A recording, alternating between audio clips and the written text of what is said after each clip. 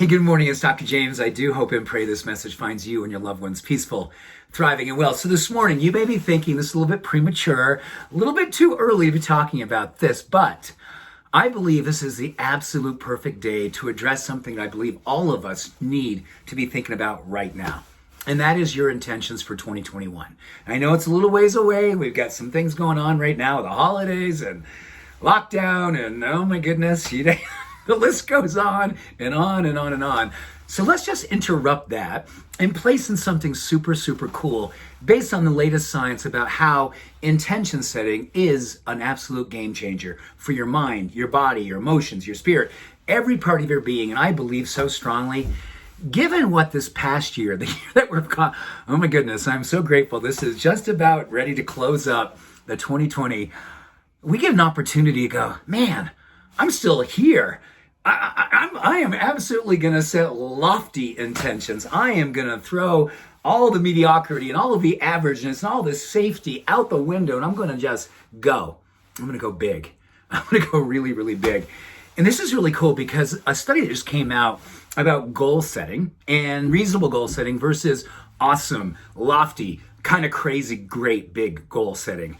Studies show that when we go for the big, our brain literally cultivates and literally channels an amazing upgrade in all the different neurochemicals, serotonin, dopamine, acetylcholine, norepinephrine, all this energetic, brain-changing, life-changing, everything-changing, transformation-making happens when we set intentions that are bigger than reasonable. Stuff that you're going, ooh, oh man, who am I to think I'm going to do that? Well, who are you not to think you can do that? Because this year has taught us a whole bunch of things, and it certainly taught us not to take life for granted. If you are here and you've got this time to consider where you want to be a year from now, where you want to be a week from now, who you want to be stepping into this truth. And I want to share a quick story with you. I shared this a couple years ago, and people were like, no way. I know what you were doing. You're going, no way. Remember this guy, Goran Kropp? Remember him? Swedish gentleman back in 1995. This was a guy who was a very big adventurer. He climbed mountains, he did bike rides, he did hiking, traveled the world. The guy was really awesome. But he, like many of us, had been through a time in his life. He's like, I know there's something bigger inside of me.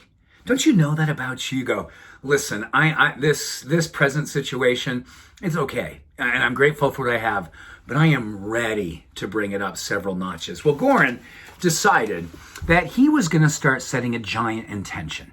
And his giant intention was he was going to ride his bike from Sweden to the base of Mount Everest. Okay, so just that by itself. And he was going to lug all this along with him, all this luggage, all this baggage, all this stuff, hundreds of pounds of stuff. He rode all the way to the base of Mount Everest with his bike. And then he hiked up to the base camp. And then he climbed all the way to the top by himself with just a backpack, no support, no Sherpas, summited Mount Everest, turned around, hiked back, got on his bike back in Kathmandu and rode his bike all the way back to Sweden. Took him almost 2 years.